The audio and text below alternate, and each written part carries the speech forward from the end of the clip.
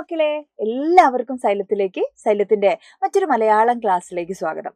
അപ്പൊ സൈലത്തിന്റെ ക്ലാസ്സുകളൊക്കെ ഇതിനു മുമ്പ് നിങ്ങൾ കേട്ടിട്ടുണ്ടാവും അല്ലേ?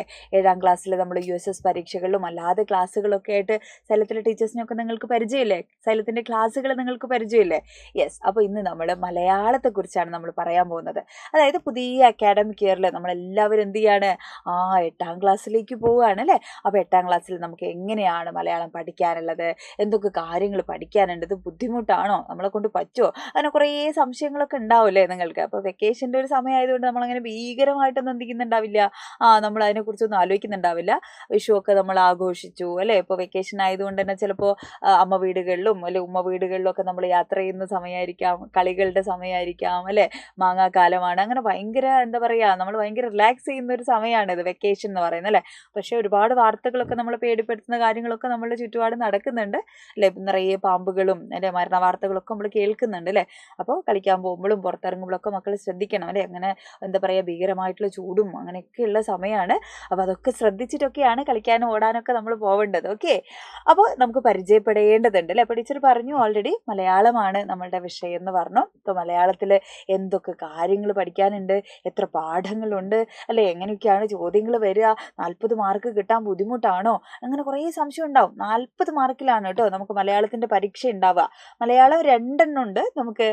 എങ്ങനെയാണ് മലയാളം 2 എണ്ണം വരുന്നത്? നമുക്ക് ഫസ്റ്റ് ലാംഗ്വേജും സെക്കൻഡ് ലാംഗ്വേജും ഉണ്ട് അല്ലേ? ഫസ്റ്റ് ലാംഗ്വേജ് എന്ന് പറയുന്നത് കേരള പാഠാവലിയാണ്. അതേപോലെ എന്താണ് നമ്മൾ അറബി, ഉറുദു, സംസ്കൃത്, ഇതൊക്കെ ഫസ്റ്റ് ലാംഗ്വേജസ് ആണ് അല്ലേ? അപ്പോൾ മലയാളം എന്താണ് നമ്മളുടെ കേരള പാഠാവലി ഫസ്റ്റ് ലാംഗ്വേജ് ആണ്. അപ്പോൾ അത് കേരള പാഠാവലി എടുത്ത ആളുകൾ എന്താണ്, അപ്പോൾ അങ്ങനെയുള്ള ആളുകൾക്ക് 2 എണ്ണം ഉണ്ടാവും. മലയാളം സെക്കൻഡും ഉണ്ടാവും, മലയാളം ഫസ്റ്റും ഉണ്ടാവും. കേരള പാഠാവലി, അടിസ്ഥാന പാഠാവലി. അപ്പം നമുക്ക് ഇന്ന് നമ്മൾ അടിസ്ഥാന പാഠാവലിയിലുള്ള പാഠഭാഗങ്ങളാണ് നമ്മൾ പരിചയപ്പെടാൻ പോകുന്നത് അല്ലേ? അപ്പം അതിനു മുമ്പ് മലയാളം എന്താണ്, എന്തൊക്കെയാണ് പഠിക്കേണ്ടത്, മലയാളം ബുദ്ധിമുട്ടാണോ, മലയാളത്തിൽ 40 മാർക്കാണ്, ഈ 40 മാർക്ക് നമുക്ക് കിട്ടുമോ, 40 മാർക്ക് കിട്ടാൻ ബുദ്ധിമുട്ടാണോ എന്നൊക്കെയുള്ള സംശയം നമുക്ക് ഉണ്ടാവും അല്ലേ? അപ്പോൾ അതൊക്കെ ഒന്ന് ടീച്ചർ പറയുകയാണ്. അപ്പോൾ നിങ്ങൾ UP സ്കൂളിലായിരുന്നു കഴിഞ്ഞ വർഷം വരെ അല്ലേ? ഇപ്പം നമ്മൾ കുറച്ചുകൂടെ മുതിർന്ന കുട്ടികളായി. അപ്പോൾ അതിനനുസരിച്ച് നമുക്ക് പഠിക്കാനുള്ള കാര്യത്തിൽ എന്താണ്, കുറച്ച് കാര്യങ്ങളൊക്കെ കൂടുതൽ നമുക്ക് പഠിക്കാനുണ്ട് അല്ലേ? പേടിക്കൊന്നും വേണ്ട, വളരെ സിമ്പിളാണ് മലയാളം എന്ന് പറയുന്നത്. കേരള പാഠാവലി ആയാലും അടിസ്ഥാന പാഠാവലിയായാലും എന്താണ്, വളരെ സിമ്പിളാണ്. നമുക്ക് അടിപൊളിയായിട്ട് എന്ത് ചെയ്യാൻ പറ്റുമോ, നമുക്ക് പഠിക്കാൻ പറ്റുന്നതേ ഉള്ളൂ കേട്ടോ. പക്ഷെ അതെന്ത് ചെയ്യരുത്, ലാസ്റ്റ് മിനിറ്റിലേക്കൊക്കെ മാറ്റി വെച്ച് അവസാനത്തെ ദിവസം ഇരുന്ന് പഠിക്കാം എന്നൊന്നും നമ്മൾ വിചാരിക്കരുത്. കാരണം നമ്മൾ മാറി വന്ന ക്വസ്റ്റ്യൻ പേപ്പറും ടെക്സ്റ്റ് ബുക്കും ഒക്കെ എന്താണ്, വളരെ കൃത്യമായ രീതിയിൽ പാഠഭാഗങ്ങളും അതുമായി ബന്ധപ്പെടുന്ന കാര്യങ്ങളും ഒക്കെ പഠിക്കുന്ന കുഞ്ഞുങ്ങൾക്ക് മാത്രമാണ് എന്ത് ചെയ്യുന്നത്, 40ൽ 40 മാർക്ക് അല്ലെങ്കിൽ A+ ഒക്കെ കിട്ടുന്നത്. ഓക്കെ, അപ്പം അത്തരത്തിലുള്ള ചോദ്യങ്ങളാണ് നമുക്ക് വരുന്നത്. വെറുതെ അങ്ങ് എഴുതിയാൽ എന്താണ്, മാർക്കൊന്നും കിട്ടൂല. പിന്നെ നിങ്ങൾക്ക് അറിയാലോ, 8ാം ക്ലാസ്സിൽ തന്നെ നല്ല മാർക്ക് സ്കോർ ചെയ്ത് കഴിഞ്ഞാൽ മാത്രമേ നമുക്ക് 9ാം ക്ലാസ്സിലേക്ക് പോകാൻ പറ്റൂ. അങ്ങനെ ജസ്റ്റ് പാസും ഫുൾ പാസ്സൊന്നും ഇല്ല അല്ലേ? നന്നായിട്ട് പഠിച്ചു കഴിഞ്ഞാൽ മാത്രമേ എന്ത് ചെയ്യുള്ളൂ, നമുക്ക് അടുത്ത ക്ലാസ്സിലേക്ക് പോകാൻ പറ്റുള്ളൂ. അപ്പോൾ 8ാം ക്ലാസ് എന്നൊക്കെ പറയുന്നത് എന്താണ്, വളരെ പ്രധാനപ്പെട്ട ഒരു ക്ലാസ്സാണ്. കാരണം അടുത്ത വർഷം 9ാം ക്ലാസ്സിലേക്ക് നമുക്ക് പോകണമെങ്കിൽ 8ാം ക്ലാസ്സിൽ നമ്മൾ പഠിക്കുന്ന കാര്യങ്ങളാണ് 9ാം ക്ലാസ്സിൽ അല്ലേ? അപ്പോൾ 9ാം ക്ലാസ്സിൽ പഠിക്കുന്ന കാര്യങ്ങളാണ് അല്ലേ 2 വർഷം കഴിഞ്ഞ് നമ്മൾ എന്താ ചെയ്യേണ്ടത്? നമ്മുടെ ലൈഫിൽ ആദ്യത്തെ ഒരു പബ്ലിക് എക്സാം എഴുതാൻ പോകേണ്ടവരാണ് അല്ലേ? അപ്പോൾ ഇപ്പോഴേ നന്നായിട്ട് എന്താണ്, എല്ലാ സബ്ജക്ട്സും വളരെ കൃത്യമായിട്ട് ഡീറ്റെയിൽ ആയിട്ട് ബേസ് മുതൽ പഠിച്ചു തുടങ്ങിയാൽ എന്താണ്, നമുക്ക് സൂപ്പറായിട്ട് കാര്യങ്ങളൊക്കെ മനസ്സിലാക്കുക എന്നുള്ളതാണ് അല്ലേ? അപ്പോൾ ചിലർക്ക് ഉണ്ടാവും, 7ാം ക്ലാസ് എനിക്ക് നന്നായിട്ട് പഠിക്കാൻ പറ്റില്ല, കുറേ സംശയമൊക്കെ ഉണ്ടായിരുന്നു, അങ്ങനെയൊക്കെ ഉണ്ടായിരുന്നു, സംശയമുള്ള അല്ലെങ്കിൽ പേടിയൊക്കെ ഉള്ള കുട്ടികളുണ്ടാവും. അതൊന്നും നമ്മൾ ബേജാറാവണ്ട കേട്ടോ. നമ്മൾ ഈ ഒരു അക്കാഡമിക് ഇയറിൽ എന്ത് ചെയ്യുക, നമ്മൾ നന്നായിട്ട് പഠിക്കും എന്ന് നമ്മൾ തീരുമാനിക്കുക. അത് ലാസ്റ്റ് മിനിറ്റ് ആവരുത് നമ്മുടെ തീരുമാനം.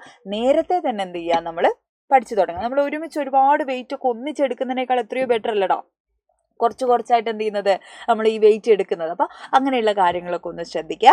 അപ്പോൾ എന്തൊക്കെ നമുക്ക് പഠിക്കാനുണ്ട് എന്നുള്ളതാണ്, അല്ലെങ്കിൽ എങ്ങനെയാണ് ഈ 40 മാർക്ക് കിട്ടുക, മലയാളം എങ്ങനെയാണ് പഠിച്ചു തുടങ്ങേണ്ടത് എന്നൊക്കെ ടീച്ചർ ചെറുതായിട്ട് കുറച്ച് കാര്യങ്ങൾ പറഞ്ഞുതരാം. അതിൽ ഏറ്റവും പ്രധാനപ്പെട്ട കാര്യം എന്ന് പറയുന്നത്, നമുക്ക് പഠിക്കാനുള്ള, ടീച്ചർ പറഞ്ഞല്ലോ 3 യൂണിറ്റുകളിലായിട്ട് ഏകദേശം 9 പാഠഭാഗങ്ങളാണ് നമുക്കുള്ളത്.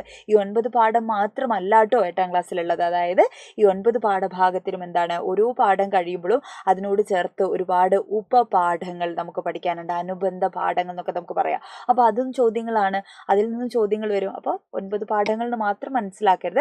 അപ്പോൾ എന്തൊക്കെയാണോ നമുക്ക് പഠിക്കാനുള്ളത്, അത് ഒരു യൂണിറ്റിൻ്റെ പ്രവേശകമായി നൽകുന്ന കഥയോ കവിതയോ അതൊക്കെ എന്താണ്, നമ്മളുടെ ചോദ്യമാണ്. അപ്പോൾ നമ്മളുടെ ടെക്സ്റ്റ് ബുക്കിൻ്റെ ഉള്ളിലുള്ള കാര്യങ്ങൾ മുഴുവൻ എന്താണ്, അതിനെക്കുറിച്ചൊരു ധാരണ നമുക്ക് ഉണ്ടായിരിക്കുക എന്നുള്ളതാണ്. അതേപോലെ എന്താണ്, ആ പാഠഭാഗം എന്താണ്, ആരാണ് അത് എഴുതിയത്, അതേത് സാഹിത്യ വിഭാഗത്തിലാണ് വരുന്നത് എന്ന് പറഞ്ഞു കഴിഞ്ഞാൽ അത് കഥയാണോ നോവലാണോ ലേഖനമാണോ, അങ്ങനെ കുറേ കാറ്റഗറി ഉണ്ടല്ലോ. അപ്പോൾ അതിൽ ഏത് സാഹിത്യ വിഭാഗത്തിലാണ് ഈ പാഠഭാഗം വരുന്നത്, അത് എഴുതിയ ഓഥറിൻ്റെ പ്രത്യേകതകൾ, അത് എഴുതിയ എഴുത്തുകാരനുണ്ടല്ലോ, അത് കവിയാണെങ്കിൽ എന്തൊക്കെയാണ് അദ്ദേഹത്തിൻ്റെ പ്രത്യേകതകൾ, പ്രധാനപ്പെട്ട കൃതികൾ ഏതൊക്കെയാണ്, ഇതൊക്കെ നമുക്ക് ആവശ്യമാണ് കേട്ടോ. അങ്ങനെ ഡീറ്റെയിൽ ആയിട്ട് എന്ത് ചെയ്യണം, നമ്മൾ ഓരോ പാഠഭാഗത്തെയും നമ്മൾ മനസ്സിലാക്കുക എന്നുള്ളതാണ് ഏറ്റവും പ്രധാനപ്പെട്ട കാര്യം. രണ്ടാമത്തേത് മലയാളത്തിൽ എന്താണ് ഇടാ, കുറേ എഴുതാനുണ്ട് അല്ലേ. അതാണ് നമുക്ക് മലയാളം പലർക്കും ഇഷ്ടമല്ലാത്തതിൻ്റെ ഒരു കാരണം അതാണ്. കാരണം മലയാളം കുറേ എഴുതാനുണ്ടാവും അല്ലേ. അപ്പോൾ എന്താണ്, അതിൽ ഉപന്യാസം ഉണ്ടാവും, മുഖപ്രസംഗം ഉണ്ടാവും, പ്രസംഗം ഉണ്ടാവും, ഇങ്ങനെ കുറേ കത്ത് അല്ലേ, ഇങ്ങനെ കുറേ ചോദ്യരൂപങ്ങൾ നിങ്ങൾ കണ്ടിട്ടില്ലേ. യെസ്, അപ്പോൾ ഇതൊക്കെ നമുക്ക് എന്ത് ചെയ്യണം, ചോദ്യ മാതൃകകളും അവയുടെ ഘടനയും അത് ഓരോന്നും എഴുതുന്ന എന്താണ് വ്യത്യാസമാണ് അല്ലേ. അപ്പോൾ അതൊക്കെ എങ്ങനെയാണ് എഴുതേണ്ടത് എന്ന് നമ്മൾ പഠിക്കണം. പിന്നെ എന്താണ്, സമയത്തിൻ്റെ ഉള്ളിൽ എഴുതുക എന്നുള്ളതാണ്. 40 മാർക്ക് എന്ന ടീച്ചർ പറഞ്ഞു. ഈ 40 മാർക്കിൻ്റെ ചോദ്യങ്ങൾ നമ്മൾ എത്ര സമയം കൊണ്ട് എഴുതണം എന്നറിയാമോ നിങ്ങൾക്ക്? 1.5 മണിക്കൂർ കൊണ്ട് നമ്മൾ എഴുതണം. ആകെ 1 മണിക്കൂർ 30 മിനിറ്റുമാണ് എന്ത് ചെയ്യുള്ളൂ, നമുക്ക് പരീക്ഷ എഴുതാൻ കിട്ടുള്ളൂ. അതിൻ്റെ ഉള്ളിൽ നമ്മൾ 40 മാർക്കിന് എഴുതുക എന്ന് പറയുന്നത് എന്താണ്, കുറച്ച് ബുദ്ധിമുട്ടുള്ള കാര്യമാണ് അല്ലേ. കാരണം നമ്മൾ അല്ലേ ഭൂരിഭാഗം നമ്മളിൽ ഉള്ള ആളുകളും ഏത് മീഡിയത്തിൽ പഠിക്കുന്ന ആളുകളാണ്, ഇംഗ്ലീഷ് മീഡിയമാണ് അല്ലേ. അപ്പോൾ നമ്മൾ മലയാളം പഠിക്കുകയും എഴുതുകയും ഒക്കെ ചെയ്യുന്നത്, വായിക്കുകയും ചെയ്യുന്നത് എവിടെ മാത്രമാണ്, മലയാളം ക്ലാസ്സുകളിൽ മാത്രമാണ്. അപ്പോൾ സ്പീഡിൽ എഴുതാനും പുതിയ പുതിയ വാക്കുകൾ നമുക്ക് ലഭിക്കാനും ഒക്കെ എന്താണ്, അത് ബുദ്ധിമുട്ടുണ്ടാകും. കാരണം നമ്മൾ മീഡിയം ഇംഗ്ലീഷാണ്, നമ്മൾ മലയാളത്തിൽ അല്ലേ കൂടുതൽ കുട്ടികളും എന്താണ് പുസ്തകങ്ങളൊക്കെ വായനയൊക്കെ വളരെ കുറവാണ്. അപ്പോൾ അതുകൊണ്ട് വാക്കുകൾ കുറവാണ്. അപ്പോൾ വാക്കുകൾ കിട്ടാതിരിക്കുമ്പോൾ നമുക്ക് സ്പീഡിൽ എഴുതാൻ എന്താണ് ബുദ്ധിമുട്ടാണ്. അപ്പോൾ ഇങ്ങനെയൊക്കെയാണ് മലയാളത്തിന് നമുക്ക് മാർക്ക് കുറയുക, സമയത്തിനുള്ളിൽ എഴുതി തീരാൻ പറ്റാത്ത പ്രശ്നം വരിക. അപ്പോൾ അതൊന്നും ശൈലത്തിൽ ഉണ്ടാവില്ല അല്ലേ. നമ്മൾ സൂപ്പറായിട്ട് എന്ത് ചെയ്യണം, അതൊക്കെ പ്രാക്ടീസ് ചെയ്ത് അല്ലേ. അപ്പോൾ ഈ കുറേ കാലം അല്ലേ നമ്മുടെ മുമ്പിലുള്ള ഇനിയുള്ള കുറേ മാസങ്ങൾ എന്ന് പറയുന്നത് എന്താണ്, നമ്മളൊരു ട്രെയിനിങ് പ്രോസസ്സിൻ്റെ ഭാഗമാണ് അല്ലേ. നമ്മൾ അടുത്തൊരു എക്സാമിന് വേണ്ടി ആനുവൽ എക്സാമിന് വേണ്ടി നല്ല മാർക്ക് സ്കോർ ചെയ്യാൻ വേണ്ടി നമ്മൾ പഠിച്ചു തുടങ്ങുകയാണ്. അപ്പോൾ ഈ സ്കില്ലൊക്കെ എന്ത് ചെയ്യണം, നമുക്ക് ഡെവലപ്പ് ചെയ്ത് നമുക്ക് കൊണ്ടുവരണം. ഓക്കെ, അപ്പോൾ ടീച്ചർ പറയാൻ പോകുന്നതിന് ഏതൊക്കെ പാഠങ്ങളാണ് നമുക്ക് പഠിക്കാനുള്ളതെന്ന് ടീച്ചർ പറഞ്ഞല്ലോ. 3 യൂണിറ്റുകൾ ഉണ്ടെന്ന്. അതിൽ ആദ്യത്തെ യൂണിറ്റിൻ്റെ പേരാണ് കനിവും കരുതലും എന്നാണ് ആദ്യത്തെ യൂണിറ്റിൻ്റെ പേര് കേട്ടോ. അതിൽ നമുക്ക് 3 പാഠങ്ങളുണ്ട്. കുരുവിയും കാട്ടുതീയും, കൊച്ചു ദേവദാരു, പെരുമഴയത്ത്. ഇങ്ങനെ മൂന്ന് പാഠങ്ങളാണ് നമുക്ക് ആദ്യത്തെ യൂണിറ്റിൽ നമുക്ക് പഠിക്കാനുള്ളത്. രണ്ടാമത്തെ യൂണിറ്റ് നോക്കൂ നിങ്ങൾ, ആയുരാരോഗ്യ സൗഖ്യം എന്നാണ് രണ്ടാമത്തെ യൂണിറ്റിൻ്റെ പേര്. അതിൽ പ്രത്യാശയുടെ കിരണങ്ങൾ, ഒപ്പം മിടിക്കുന്നത്, സ്നേഹപൂർവ്വം അമ്മ അല്ലെ, സ്നേഹപൂർവ്വം അമ്മ. ഇങ്ങനെ 3 പാഠങ്ങളാണ് സെക്കൻഡ് യൂണിറ്റിലുള്ളത്. തേർഡ് യൂണിറ്റ് നോക്കൂ നിങ്ങൾ, ഹൃദയം തൊടുന്ന നക്ഷത്രങ്ങൾ എന്നാണ് തേർഡ് യൂണിറ്റിൻ്റെ പേര്.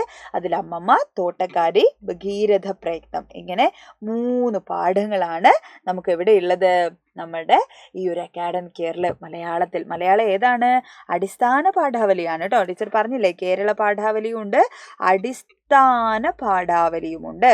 ഓക്കെ, അപ്പോൾ അതിൽ നമ്മുടെ മലയാള സെക്കൻഡാണ് അടിസ്ഥാന പാഠാവലി എന്ന് പറയുന്നത്. അപ്പോൾ അടിസ്ഥാന പാഠാവലിയിൽ ഇത്രയും ചാപ്റ്റേഴ്സ്, ഇത് കൂടാതെ അനേകം ഉപപാഠങ്ങളുണ്ട് എന്ന് പറഞ്ഞല്ലോ.